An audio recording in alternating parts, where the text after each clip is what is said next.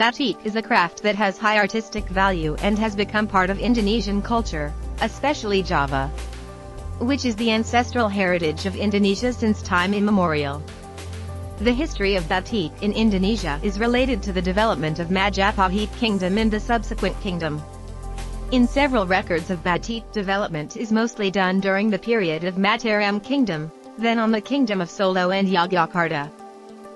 Batik tradition at first is a tradition down, so sometimes a motif can be recognized from certain family batik. Some batik may indicate the status of a person. Even to this day some traditional batik motif is only used by the family of Yogyakarta and Surakarta Palace. The type and style of traditional batik is very much, but the pattern and its variation in accordance with the philosophy and culture of each region is very diverse. The cultural treasures of the Indonesian nation that are so rich have encouraged the birth of various traditional batik styles and types with their own peculiarities. Javanese women in the past made their skills in batik as a livelihood, so that in the past the work of batik is exclusively female work.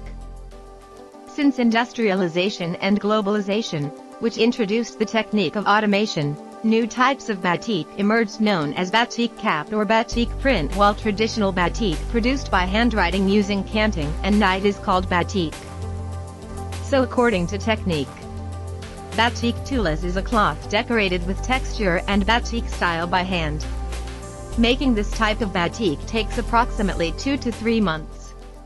Batik cap is cloth decorated with texture and pattern batik formed with stamp, usually made of copper. The process of making this type of batik takes about 2 to 3 days. In its development gradually this batik art imitated by the people closest and then expanded into the work of women in their households to fill the spare time. Furthermore, batik, which was only a palace family clothes, then become popular clothing, both women and men. While the variety of patterns and colors batik influenced by various foreign influences. Initially, batik has a variety of shades and colors are limited and some shades should only be used certain circles. But coastal batik absorbs various outside influences such as foreign traders and also in the end the invaders. Bright colors like red are popularized by the Chinese and also popularized the phoenix style, bird of fire.